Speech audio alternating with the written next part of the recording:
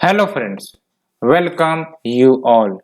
आज हम vision IAS के कंटिन्यूस 3 दिन वाले डेली करंट अफेयर्स डिस्कस करेंगे। That is your 25th, 26th and 27th। आपको भी पता है ये जो 2 दिन थे 25th एंड 26th ये हॉलीडे थे। दैट्स वाई जो करंट अफेयर्स नहीं आ रहे थे। Hence we will discuss all the articles one by one in this section. And before that, जैसा कि आपको पता है हम लोग रोज इम्पोर्टेंट फैक्ट्स पर चर्चा करते हैं एंड उसके रेलेवेंस की कहाँ पर इसका इस्तेमाल हो सकता है सो दैट हम अपने आंसर राइटिंग को और ज़्यादा इम्प्रूव कर सके और ज़्यादा इनरीच कर सके। And let's move to the quote first. तो आज आपको वोमेन के ऊपर कोट दी गई है।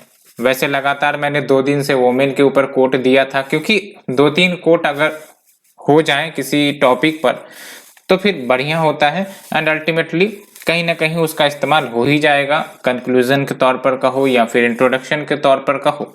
दैट्स वाई ज़्यादा नहीं लेकिन एक टॉपिक पर 3 या फिर 2 कोट सफाइस होंगे। वैसे भी ज़्यादा लिखने की ज़रूरत है नहीं, 2-2 कोट आप याद रख सकते हो टॉपिक वाइज। तो देख सकते हो मलाया यूसुफजई का कोट रहा है जो यंगेस्ट नोबेल प्राइज लॉरेट रही हैं। There are 2 powers in the world, one is sword यानी कि तलवार and the other is pen. तो एक आप कह सकते हो लड़ाई झगड़े और दूसरा आप कह सकते हो पेन यानी कि एजुकेशन की ताकत। लेकिन एक तीसरा पावर भी है जो पेन एंड स्वॉर्ड दोनों से स्ट्रॉन्गर है, वो है आपका वोमेन। तो कहीं पर भी आप कोट लिख सकते हो, खासकर जहां वोमेन एम्पावरमेंट के ऊपर कुछ क्वेश्चंस आते हैं। ठीक है, there are 2 powers in the world, one is the sword and the other is pen and there is third power which is stronger than both, that is the power of women. That's why जो women हैं उनको empower करने की जरूरत है because women is an important part for the development of a nation. And अगर वो economic activities या फिर इक्वलिटी जैसे बेनिफिट्स उनको नहीं प्रोवाइड किए जाते हैं तो कहीं ना कहीं सोसाइटी को, नेशन को हैम्पर करता है, उसके निगेटिव इम्प्रिकेशंस हमें देखने को मिलने लगते हैं। जैसे अभी हमने ही जो वर्कफोर्स में वोमेन का कंट्रीब्यूशन इंडिया में खास करके देखा था बहुत ही कम है, लगभग आई थिंक कि लेस देन 30%, उससे भी कम बेसिकली 25% के आसपास हमने डिस्कस किया था। तो आप समझ सकते हो वोमेन की जो पोटेंशियल है वो कितनी रेस्ट्रिक्ट हो जाती है, उनको प्रॉपर एजुकेशन नहीं, प्रॉपर स्किल नहीं, जॉब अपॉर्चुनिटी नहीं। तो एक प्रकार से जो इकोनॉमिक ग्रोथ एंड डेवलपमेंट का कंट्रीब्यूशन वोमेन की तरफ से आने वाला था वो कहीं ना कहीं लैकिंग हो जाता है and because of that various other peripheral issues निकल कर आती हैं। ठीक है, तो ये हमने वोमेन के ऊपर कोट डिस्कस किया। अब बात करते हैं कुछ इंपॉर्टेंट फैक्ट्स की। एग्रीकल्चर एक इंपॉर्टेंट टॉपिक है, हर साल क्वेश्चन आता ही है। एंड एग्रीकल्चर सेंसस 2015-16 के अनुसार अगर देखा जाए जो रिलीज हुआ 2018 में, तो आपको ही पता होगा जो स्मॉल एंड मार्जिनल फार्मर्स की संख्या है वो 86.2% है, यानी कि अप्रोक्स 86% है। लेकिन अगर उनके द्वारा जो लैंड ओन किए जाते हैं आप देख सकते हो मात्र 47.3% है। तो फिर एसिमेट्री यहां पर देखने को मिल रही है। तो इसका मतलब मेजोरिटी ऑफ जो लैंड ऑनरशिप है खासकर एग्रीकल्चर लैंड की वो किसके पास है? यस, बिग फार्मर्स के पास। और बिग फार्मर्स की जो संख्या है वो कितनी है? लगभग 14-15%। तो ये आपकी एसिमेट्री देखने को मिल रही है। And 2 other important facts water crisis के ऊपर, बिकॉज वाटर क्राइसिस भी एक कॉमन टॉपिक है जो क्वेश्चंस के रूप में पूछा ही जाता है। तो नीति आयोग के अनुसार 70% जो इंडिया की वाटर रिसोर्सेस है वो कंटेमिनेटेड है, यानी कि वो पीने लायक नहीं है। एंड इसका मतलब अगर हम बात करें क्या इश्यूज हमारे वाटर रिसोर्सेज को लेकर है भारत की, तो एक तो कॉन्टेमिनेशन ऑफ वाटर आपको निकल कर आ रहा है और डाटा भी आपको प्रोवाइड किया जा रहा है 70%। और दूसरी इंपॉर्टेंट बात यह कि वर्ल्ड बैंक के ही रिपोर्ट के अनुसार अगर देखें तो भारत में जो 60% एक्वाफायर है, एक्वाफायर यानी कि जो ग्राउंड वाटर जहां स्टोर होते हैं वो हो गए आपके एक्वाफायर, तो 60% ऑफ द एक्वाफायर जो भारत में है वो क्रिटिकल स्टेज में है बाय 2032। यानी कि जो एक्वाफायर में वाटर है वो धीरे धीरे आपके खत्म हो जाएंगे। तो वाटर क्राइसिस की समस्या निकल कर आने लगेगी जो वेरियस सिटीज फेस भी कर रही है। बहुत सारे सिटीज आपने देखा होगा कि वाटर क्राइसिस की समस्या फेस कर रही हैं एंड आने वाले समय में ये जो क्राइसिस है वो और ज्यादा यूं कह सकते हो कि प्रभाव डालेगा।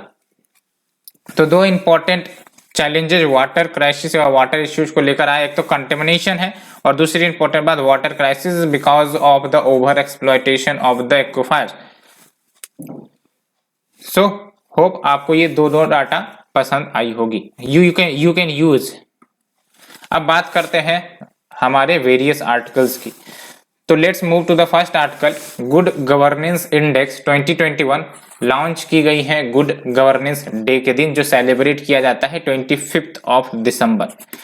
तो जानेंगे इस इंडेक्स के बारे में, लेकिन सबसे पहले we look to the syllabus first.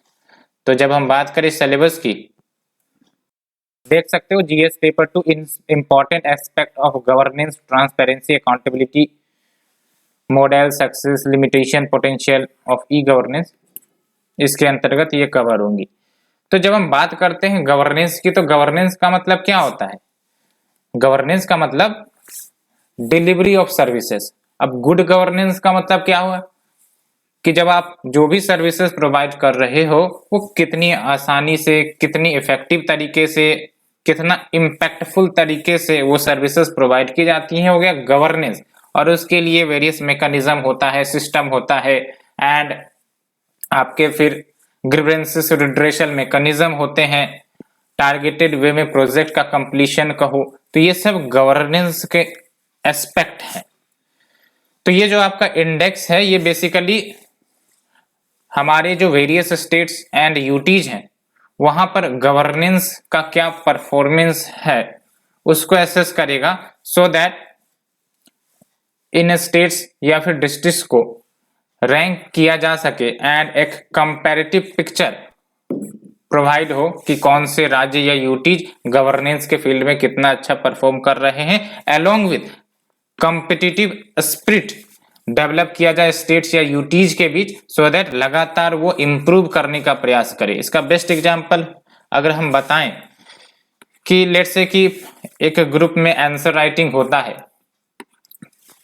तो आप अपने आंसर्स को शेयर करते हो, इवेल्युएट करते हो, कहीं पर कमी आई तो सुधारते हो। तो ये हो गया आपका कॉम्पिटिटिव स्पिरिट की अगर हम पीछे हैं तो फिर हम आगे बढ़ने का प्रयास करेंगे, है ना। जो भी हमारी कमियां निकल कर आई हैं इस इंडेक्स में, उन कमियों को दूर करने का प्रयास करेंगे। कमियां कैसे पता चलेगा?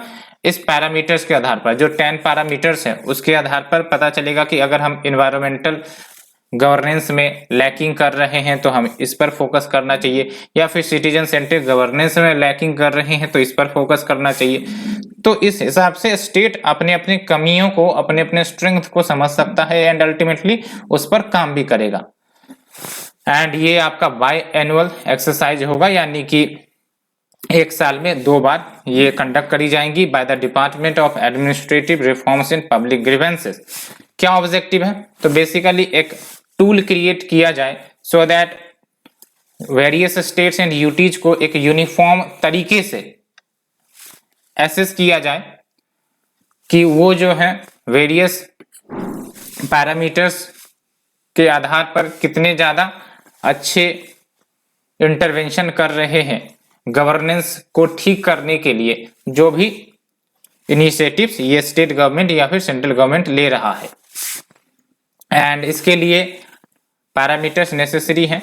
तो देख सकते हो 10 सेक्टर्स आइडेंटिफाई किए गए हैं एंड इन सेक्टर्स में बेसिकली गवर्नेंस के परफॉर्मेंस को मेजर किया जाएगा। तो 10 sectors were identified for the GGI यानी कि good governance index 2020-21 and states को 4 ग्रुप में कैटेगराइज की गई हैं। एक तो आपका North East and hill states, UTs and other states जो बच गए हैं उसको group A and group B states में।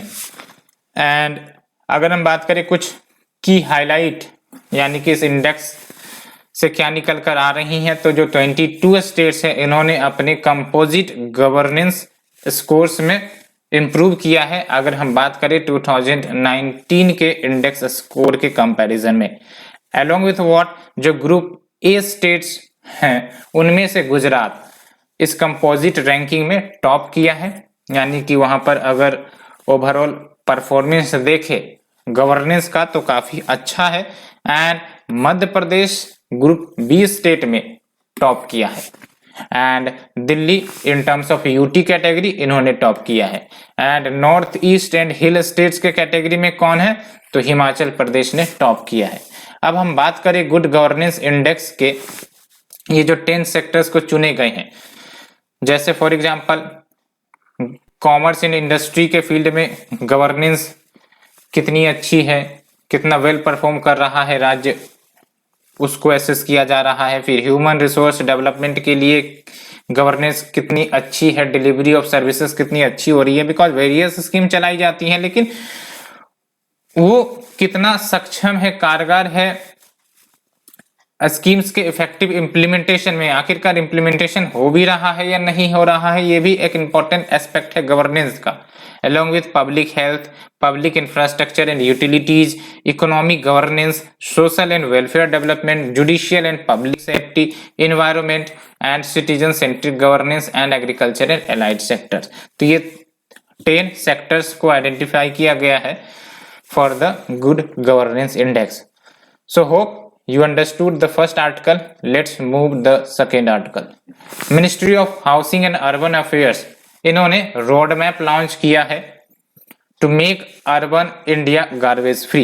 तो अर्बन इंडिया में आपको ही पता है solid waste management and pollution, खासकर गार्बेज पॉल्यूशन, एयर पॉल्यूशन, इन सब की तो समस्या है ही है, लेकिन गार्बेज पॉल्यूशन की भी एक बहुत बड़ी समस्या है। आप देखते होंगे जो अर्बन सिटीज हैं वहां पर लैंडफिल्स भर दिए गए हैं गार्बेज के कारण, एंड अल्टीमेटली उसके कारण वेरियस डिजीज स्प्रेड होने की संभावनाएं ज्यादा रहती हैं। अलोंग विथ उन रीजन में जो हाउस होल्ड्स हैं या फिर जो पर्सन्स रहते हैं उनको ये सब डिजीज अफेक्ट करने की ज्यादा चांसेस रखता है। तो बहुत सारी समस्याएं क्रिएट होती हैं अगर कोई स्टेट या फिर कोई सिटी गार्बेज के प्रॉपर मैनेजमेंट में असक्षम होता है। तो कुछ समस्याएं आप हमें कमेंट सेक्शन में बता सकते हो कि क्या क्या समस्याएं निकल कर आती हैं और उसके लिए क्या सॉल्यूशन किया जाए, because this interaction should be 1 to 1। आप भी हमें बताओ एंड आपका भी जो माइंड है वो ओपन होगा अल्टीमेटली, और भी जो कमेंट्स को देखेंगे वो भी अदर ऑप्शंस को एक्सप्लोर करेंगे। It will be beneficial definitely. I am saying you can also suggest, you can also highlight the issue so that everyone can understand, everyone can take note of it। तो इसे discuss करने से पहले let's move to the topic first. कौन से topic में, तो direct आपका GS1 का इसमें कवर होगा, urbanisation, their problems and their remedies.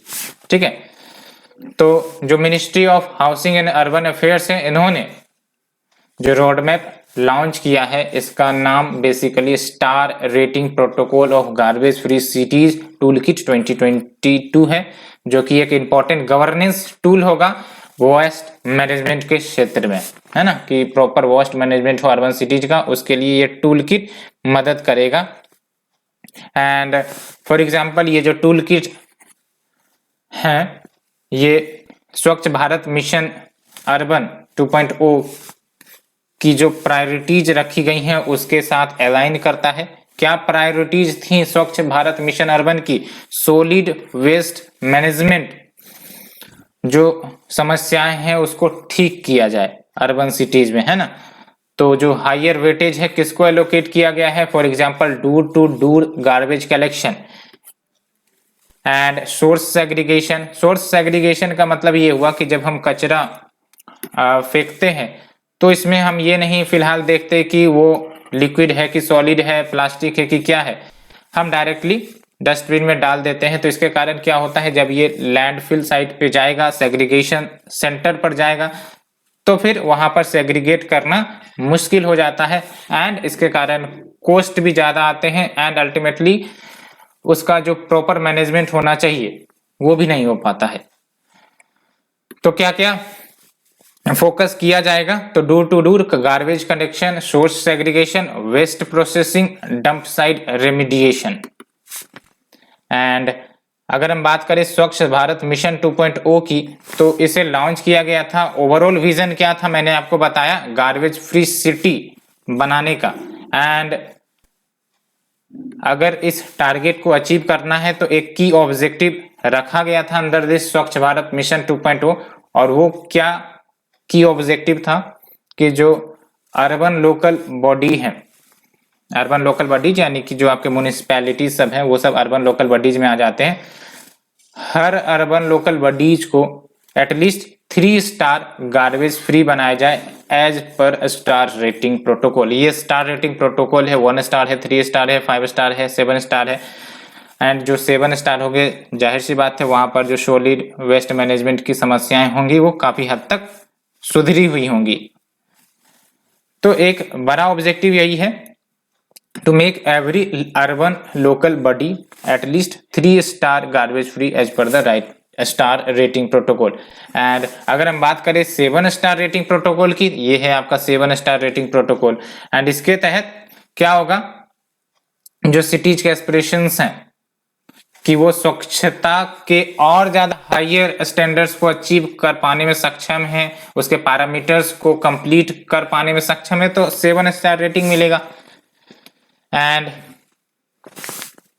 ये जो टूल किट है इसको नेसेसरी माना गया लाने के लिए, बिकॉज जो existing garbage free city protocol है एंड उसमें रिवैम्प किया जाए, उसमें और ज्यादा इनोवेशन एंड प्रॉपर मैकेनिज्म को स्टेब्लिश किया जाए एंड असेसमेंट प्रोसेस को और ज्यादा सिंपल किया जाए, सो दैट जो भी अर्बन लोकल बॉडीज हैं वो प्रेरित हो सके कि हम लोग गार्बेज फ्री सर्टिफिकेशन के लिए अप्लाई करें and based on our performance हमें वो सर्टिफिकेशन मिलेगा, कि चाहे वो 3 स्टार हो या 5 स्टार हो या 7 स्टार हो या जो हो, वो बेसिकली प्रॉपर असेसमेंट पर मिलेगा।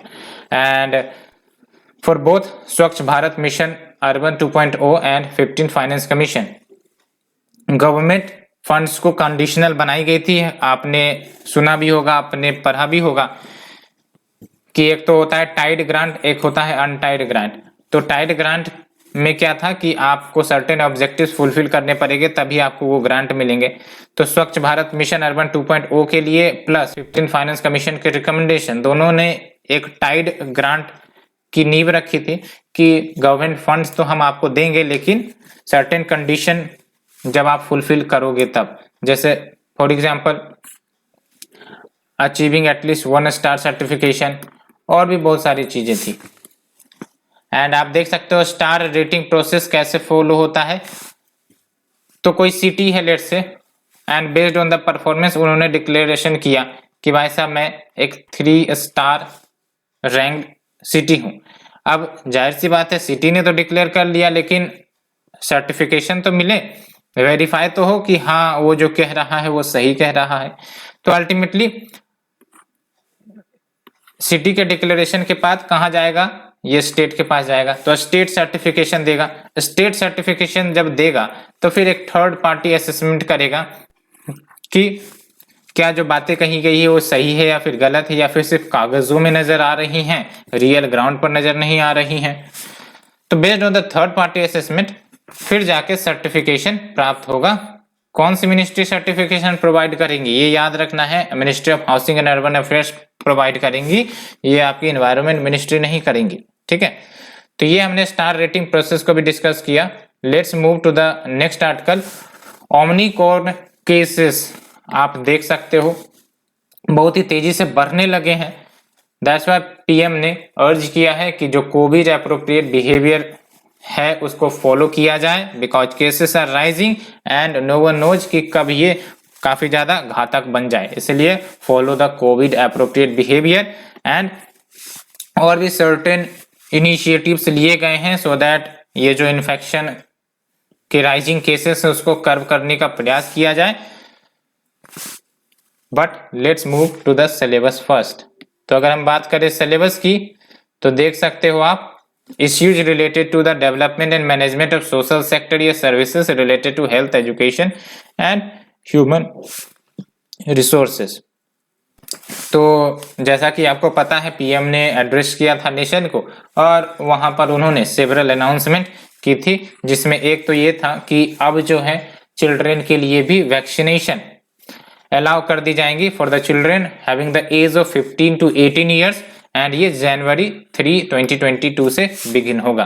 एंड इतना ही नहीं, जो health care and front line workers हैं उनके लिए एक प्रकार से प्रिकॉशन डोज ऑफ वैक्सीन यानी कि एक प्रकार से booster dose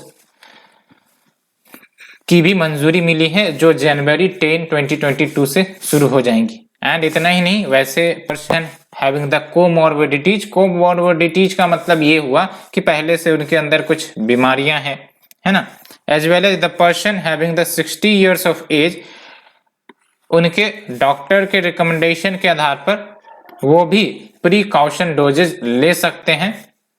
that will also begin from January 10, 2022। And PM ने ये भी एज्योर किया है कि जल्द से जल्द नेशनल वैक्सीन एंड वर्ल्ड का जो फर्स्ट डीएनए वैक्सीन है उसे भी डेवलप कर लिया जाएगा।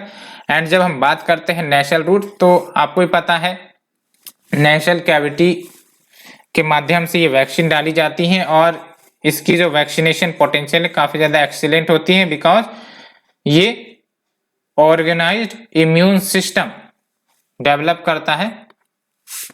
एंड अन्य क्या बेनिफिट्स होते हैं नेशनल रूट के माध्यम से वैक्सीनेशन का, तो एक तो नॉन इन्वेसिव एंड एडमिनिस्ट्रेशन करना भी आसान होगा। साथ ही साथ ये जो नीडल एसोसिएटेड रिस्क है ना, अभी फिलहाल क्या होता है नीडल के माध्यम से वैक्सीनेशन दी जा रही है तो उसके कारण वेरियस रिस्क्स हैं, infections and other type of infections होने के चांसेस ज्यादा होते हैं। कभी कभी ऐसे भी इश्यूज आते हैं कि सेम इंजेक्शंस यूज कर लिए जाते हैं, तो ये सब जो रिस्क है वो एलिमिनेट हो सकेंगी एज वेल एज जो मैन्युफैक्चरिंग है वो भी क्वांटिफाई होगा, वो भी स्केलेबल लेवल पर हो सकेंगी। एंड अगर हम बात करें डीएनए एंड आरएनए वैक्सीन की तो ये दोनों जीन बेस्ड वैक्सीन होते हैं बिकॉज जीन जो है वायरसेस के उसके अंडरस्टैंडिंग पर इसे डेवलप किया जाता है। लेकिन कन्वेंशनल वैक्सीन में क्या होती है, कन्वेंशनल वैक्सीन में बेसिकली जो वायरस होता है ना, जो आपका लाइव वायरस होता है उसको वीक कर दिया जाता है एंड वीक करके वो फिर हमारे शरीर में इंजेक्ट किया जाता है सो दैट हमारी बॉडी उससे लड़ने के लिए सक्षम हो। एंड कितना भी वो वायरस कोशिश कर ले, बैक्टीरिया कोशिश कर ले, हमारे इम्यून सिस्टम उसको हरा देते हैं एंड अल्टीमेटली एंटीबॉडीज तैयार कर देते हैं। तो ये हो गया वीकेंड फॉर्म ऑफ वायरस और ये कन्वेंशनल वैक्सीन में यूज की जाती हैं। एंड जब हम बात करें जीन बेस्ड वैक्सीन की तो वायरसेस के जीन को इस्तेमाल करके ये तैयार किया जाता है so that strong immune response बनाया जा सके। एंड बेनिफिट्स क्या है, तो पहली बात तो ये कि सेफ एंड नॉन इन्फेक्शियस होगा बिकॉज कन्वेंशनल में क्या है आपके वीकेंड फॉर्म ऑफ वायरस डाले जाते हैं, तो हो सकता है जिनकी इम्यून सिस्टम कमजोर हो तो वो इन्फेक्शन को बढ़ा भी दे। एंड दूसरा है आपका can generate a stronger type of immunity and well tolerated as compared to the traditional vaccine, यानी कि अच्छे से इसको टॉलरेट किया जा सकता है। टॉलरेट यानी कि अदर इफेक्ट्स जो वैक्सीन के देखने को मिलते हैं वो इसमें नहीं देखने को मिलेंगे। And can be produced more rapidly. And एक बात तो आपको पता होनी चाहिए कि जो वैक्सीन हैं, है ना, कोई भी वैक्सीन हो उसके साइड इफेक्ट जरूर होते हैं और इस बार तो शायद क्वेश्चन भी आया था कि vaccine have does not side effect, लेकिन आपको पता है कि कोई भी वैक्सीन हो, कोई भी दवाई हो, उसके साइड इफेक्ट्स होते हैं। तो ये जनरल व्यू पॉइंट हमारे क्वेश्चन को सॉल्व करने में मदद करती है। तो ये हमने आर्टिकल नंबर 3 डिस्कस किया। Let's move to the article number 4। Coal ministry readies host of reforms for next 5 year. तो कोल मिनिस्ट्री ने वेरियस रिफॉर्म्स करने का एक प्रकार से बात रखी है, और वो क्या रिफॉर्म्स होगा उससे हम डिस्कस करेंगे। बिकॉज अगर हम बात करें भारत में कोल रिसोर्सेज की तो वो तो अवेलेबल है, लेकिन दूसरी समस्याएं क्या है, पोल्यूशन काफी ज्यादा होने की संभावनाएं रहती हैं। एंड तीसरी इंपॉर्टेंट बात ये भी है कि हमारी जो एनर्जी डिमांड है वो धीरे धीरे बढ़ती जा रही है, एंड उसको पूर्ति करवाना भी एक इम्पोर्टेंट बात होगी। तो सिलेबस देखते हैं। तो सिलेबस में डायरेक्टली आपका आ जाता है, देख सकते हो, इंफ्रास्ट्रक्चर एनर्जी के टॉपिक में आपका ये कवर होगा। कहाँ गया सिलेबस? हाँ, देख सकते हो, ये है इंफ्रास्ट्रक्चर एनर्जी। ठीक है, तो सबसे पहली बात तो आपको पता होना चाहिए कि हमारे देश में अच्छी खासी अमाउंट में कोल मिलती है। अब जो कोल फॉर्मेशन हुआ है हमारे इंडिया में वो दो टाइप की हुई है। एक तो गोंडवाना कोलफील्ड। गोंडवाना कोलफील्ड बहुत ही पहले डेवलप हुई है, बहुत ही पहले डेवलप होनी, यानी कि जो पेनिनसुलर इंडिया है, ये है आपका पेनिनसुलर इंडिया। ठीक है, तो पेनिनसुलर इंडिया में जो आप कोल देखते हो जनरली गोंडवाना कोलफील्ड्स हैं, और इसकी क्वालिटी काफी ज्यादा होती है एंड काफी अच्छा इग्निशन होता है, एंड उतनी कम सल्फर कंटेंट इसमें देखने को मिलेंगी। लेकिन जो टर्शरी कोल होते हैं वो रिलेटिवली काफी रिसेंटली डेवलप हुए होते हैं, एंड अल्टीमेटली दैट्स व्हाई उसका जो इग्निशन एनर्जी है वो कम होता है एंड सल्फर कंटेंट ज्यादा निकल कर आती है। तो बताओ क्वालिटी के टर्म्स में कौन बेहतर है, गोंडवाना या फिर टर्शरी? तो यस, आपने सही सोचा, Gondwana is best. And certain coal fields के लोकेशन भी है, उसे भी हम देखेंगे मैप में, फिलहाल इसको मिटा देते हैं।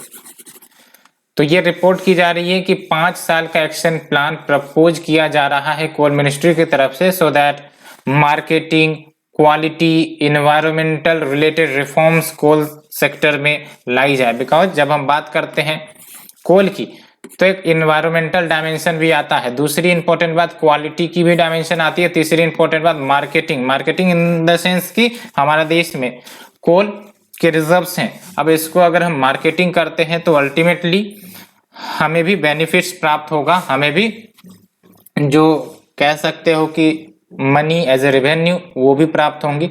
तो 3 ब्रॉडर एस्पेक्ट अगर हम बात करें कोल की तो यहाँ पर निकल कर आ रही है। और देख सकते हो कोल रिजर्व्स कहाँ कहाँ मौजूद हैं, तो ओल्डर गोंडवाना फॉर्मेशन यानी कि जो पेनिनसुलर इंडिया मैंने आपको बताया, ठीक है, वहां पर, एंड यंगर टर्शरी फॉर्मेशंस जो आपके नॉर्थ ईस्ट रीजन में देखने को मिलते हैं। ये है आपका नॉर्थ ईस्ट रीजन, है ना, यहाँ पर आपको younger tertiary deposits of coal देखने को मिलेंगे। साथ ही साथ और कुछ लोकेशन है वहां पर भी आपको टर्शरी कोल डिपॉजिट्स देखने को मिलेंगे, जैसे यहाँ पर है, आपको रेड कलर में दिख रहा होगा, है ना, यहाँ पर हम देखेंगे नाम। एंड इंडिया का जो कोल रिजर्व्स है, कहा जा रहा है कि अगले 100 सालों तक आपका रहेगा, compare to around 50 years for gas and 16 years for oil. तो बेसिकली हमारा जो कंजम्पशन रेट फिलहाल है उस अनुसार अगर चले तो अगले 100 साल तक हमें चिंता करने की जरूरत नहीं होगी कोल को लेकर। एंड अगर हम बात करें गैस को लेकर तो अगले 50 सालों तक चिंता नहीं करनी पड़ेगी। अगर हम ऑयल की बात करें तो अगले 16 सालों तक चिंता नहीं करनी पड़ेगी, बिकॉज ऑयल रिजर्व्स हमारे देश में बहुत ही कम निकल कर आते हैं। दैट्स वाई हमारा जो 70 से 80% जो ऑयल है, पेट्रोल, डीजल, ये सब इंपोर्ट किए जाते हैं विदेशों से। एंड सबसे ज्यादा इंपोर्ट हम किस देश से करते हैं, आप हमें कमेंट सेक्शन में बता सकते हो। एंड क्या की रिफॉर्म्स प्रपोज की गई हैं, तो पहली बात तो ये कि जो भी कोल ऑक्शंस किए जाते हैं कोल इंडिया के पास, उसको सिंगल विंडो में बंडल किया जाए, so that quality and rates दोनों जो कोल के हैं उसको स्टैंडर्डाइज किया जाए।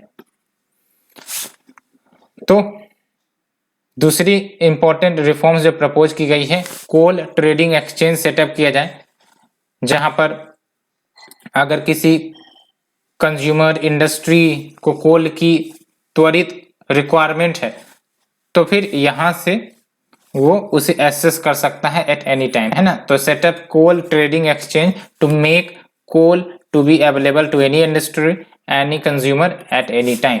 And next is your enhanced investment in improving coal gasification. तो इन्वेस्टमेंट पर फोकस किया जाए कि कोल गैसिफिकेशन को इंप्रूव किया जाए। कोल गैसिफिकेशन का क्या मतलब होता है? जब हम बात करते हैं कोल गैसिफिकेशन, नाम से ही पता चल रहा है, कोल को जब हम सिंथेटिक गैस में कन्वर्ट कर देते हैं, जिसको सिन गैस भी कहा जाता है, तो ये हो गया कोल गैसिफिकेशन। एंड ये जो आपके सिन गैस होते हैं बेसिकली H2CO प्लस CO2 के मिक्सचर होते हैं, ठीक है। एंड तो one of the important reform जो सजेस्ट की गई है कोल गैसिफिकेशन में इन्वेस्टमेंट को इंप्रूव करने की, कोल बेड मीथेन में और ज्यादा इन्वेस्टमेंट लाया जाए। और इन सब से बेनिफिट क्या होता है? Coal gasification, coal bed methane पर अगर हम ज्यादा फोकस करेंगे तो क्या बेनिफिट होगा? इन्वायरमेंटल बेनिफिट काफी ज्यादा होती है। तो भारत की जो क्लाइमेटिक कमिटमेंट है कि कोल सेक्टर को डीकार्बोनाइज किया जाए, यहाँ से इमिशंस को कंट्रोल किया जाए, तो उसको अचीव करने में ये सब जो टेक्निक है coal gasification, coal bed methane, ये सब काफी ज्यादा सहयोगी होते हैं। एंड अगर हम बात करें कोल बेड मीथेन की, तो याद रखना है it is an unconventional form of natural gas जो कोल डिपोजिट्स में मिलते हैं या फिर कोल ब्लॉक्स में मिलते हैं। एंड ये primarily clean energy source of natural gas होता है। याद रखना है CBM is not your conventional, it is your unconventional. UPSC can play with this keyword. तो ये हमने देखा। और अगर हम बात करें गोंडवाना कोलफील्ड्स की, तो देख सकते हो गोंडवाना कोलफील्ड क्वालिटी के टर्म में काफी अच्छी होती है। रानीगंज, बोकारो जो झारखंड वाला रीजन है, यहाँ पर तो आपको ही पता है कोल डिपोजिट्स का पूरा सेंटर ही मौजूद है। ये देख सकते हो पूरा एकदम, है ना। साथ ही साथ ये जो आपका आंध्र प्रदेश उड़ीसा के अलोंग बॉर्डर टच कर रहा है वहां पर, है ना। तो रानीगंज, बोकारो, सिंगरौली, कोरबा, तालचर, वर्धा, बीरभूम, झरिया, नॉर्थ करणपुर, सोहागपुर, इब वैली, सतपुरा, गोदावरी, राजमहल, तो ये सब कुछ इंपॉर्टेंट गोंडवाना कोल फील्ड्स हैं। अगर हम बात करें टर्शरी कोल या लिग्नाइट फील्ड्स की, तो असम, मेघालय ये आपको नॉर्थ ईस्टर्न में मिलेंगे। केम्बे आपका गुजरात में है, बीकानेर आपका राजस्थान में है, नैवेली आप बताओ कहाँ पर है? नैवेली आपका तमिलनाडु में, यहाँ पर आप देख सकते हो नैवेली, है ना। तो बाड़मेर, सांचौर, जम्मू एंड कश्मीर में भी आपको टर्शरी कोलफील्ड मिलेंगे बिकॉज रिसेंट कंस्ट्रक्ट, है ना। तो दैट्स व्हाई ये इस रीजन में ज्यादा मिलते हैं। तो ये हमने डिस्कस किया। Let's move to the next article. NASA's James Webb space telescope launch. तो नासा ने जेम्स वेब टेलीस्कोप लॉन्च कर दिया है और आपको पता होना चाहिए ये स्पेस टेलीस्कोप है, ठीक है। एंड अगर हम बात करें सिलेबस की, तो सिलेबस आप देख सकते हो awareness in the field of space, इसके अंतर्गत ये कवर होगा। एंड जब हम बात करते हैं जेम्स वेब स्पेस टेलीस्कोप की, तो ये आपका ऑर्बिटिंग इंफ्रारेड ऑब्जर्वेटरी होगा that will help in discoveries of Hubble space telescope work. कहने का मतलब ये है कि अभी फिलहाल हबल स्पेस टेलीस्कोप है जो प्लैनेट की डिस्कवरी करती है, फार ऑब्जेक्ट की डिस्कवरी करती है। तो ये जो आपका जेम्स वेब स्पेस टेलीस्कोप है वो कहीं ना कहीं मदद करेगा further discovery of these far planets and far objects which is existing in the universe having the longer wavelength coverage. तो ये जेम्स वेब स्पेस टेलीस्कोप का कुछ अगर फीचर्स की बात करें तो लॉन्गर वेवलेंथ कवरेज है। एंड दूसरी इंपॉर्टेंट बात सेंसिटिविटी इंप्रूव्ड। एंड HST यानी कि हबल स्पेस टेलीस्कोप की अगर हम बात करें तो नाम से ही पता चल रहा है it is an space based observatory और ये ऑब्जर्वेशंस कैरी आउट करेगा, विजिबल हो, इंफ्रारेड हो, अल्ट्रावायलेट लाइट स्पेक्ट्रम, उन सब में ये ऑब्जर्वेशंस अपना देगा। और जब हम बात करते हैं स्पेस टेलीस्कोप्स की, तो जैसे जेम्स वेब स्पेस टेलीस्कोप हो गया, हबल स्पेस टेलीस्कोप हो गया, इसको टाइम मशीन भी कहा जाता है बिकॉज ये फार अवे ऑब्जेक्ट्स को काफी अच्छे से ऑब्जर्व कर सकता है, व्यू कर सकता है। तो अगर पूछा जाएगा time machines related in news, it is associated with what? तो it is associated with a space telescope. तो ये याद रखना है आपको, ठीक है। एंड अगर हम बात करें जेम्स वेब स्पेस टेलीस्कोप की, तो इससे बनाया गया है by the joint effort of European and Canadian space agency. And ये कहां पर जाके लोकेट किया जाएगा? तो सन अर्थ लैग्रेंज पॉइंट 2 पर इसको लोकेट करवाया जाएगा। जब हम बात करते हैं लैग्रेंज पॉइंट की, तो इसको अच्छे से समझ लो। लैग्रेंज पॉइंट जैसे फॉर एग्जांपल अर्थ है और ये सन है, ठीक है। अब अर्थ और सन के बीच ग्रेविटेशनल अट्रैक्शन है। अब आप हमें बताओ कि सन के नजदीक अगर कोई ऑब्जेक्ट को रख दिया जाएगा तो ये तो सन उसे खींच लेगा, या फिर अर्थ के नजदीक अगर कुछ ऑब्जेक्ट को रख दिया जाए तो अर्थ उसे खींच लेगा। लेकिन लैग्रेंज पॉइंट पर जब हम उस ऑब्जेक्ट को रखेंगे तो ना ही अर्थ ना ही सन उसे कोई नहीं खींच पाएगा, वो अपने स्टेप पोजीशन पर रहेगा, ठीक है। तो Lagrange point are the positions in space जहां पर ऑब्जेक्ट्स अगर प्लेस किए जाते हैं तो वो वहीं पर रहते हैं। ग्रेविटेशनल फोर्सेस जो हैं दो या दो से ज्यादा बॉडी सिस्टम की, वो उसको इन्फ्लुएंस नहीं कर पाती है। जैसे यहाँ पर अभी सन एंड अर्थ है, वहां पर आप दूसरी चीज को भी ले सकते हो, सन एंड अदर प्लेनेट सिस्टम, या फिर अर्थ एंड द मून, कुछ भी ले सकते हो, है ना। That equals the force required for a small object to move with them. तो अपने अनुसार वो फिर मूव करेगा, it will not get attracted and destroyed into the gravitational attraction of the planet. And mission goal कौन कौन से हैं? तो पहली बात तो फर्स्ट गैलेक्सीज के सर्च के लिए, या फिर जो ल्यूमिनस ऑब्जेक्ट्स हैं जो बने हैं बिग बैंग के बाद, उनका छानबीन करना। एंड साथ ही साथ कैसे गैलेक्सीज इवॉल्व हुई हैं उसको भी डिटरमाइन करना।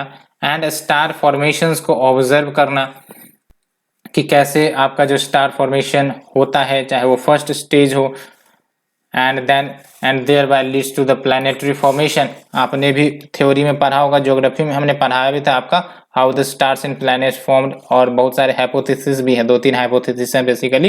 And it also measures the physical and chemical properties of planetary system. ये भी याद रखना है, जो प्लैनेटरी सिस्टम्स हैं जिसको ढूंढा जाएगा, जिसको ऑब्जर्व किया जाएगा, उनके फिजिकल और केमिकल प्रॉपर्टीज को भी मेजर किए जा सकते हैं, जैसे हमारे खुद के सोलर सिस्टम। एंड साथ ही साथ लाइफ की जो पोटेंशियलिटी है उसको भी इन्वेस्टिगेट किया जाएगा कि क्या सर्टेन एनवायरनमेंट फैसिलिटेट कर रहे हैं कि वहां पर लाइफ की पोटेंशियल हो सके। एंड साइंटिफिक इंस्ट्रूमेंट जो जेम्स वेब स्पेस टेलीस्कोप में लगाए गए हैं, तो we have the near infrared camera, near infrared spectrogram, mid infrared instrument and fine guidance sensors, या फिर near infrared imager and slitless spectrogram.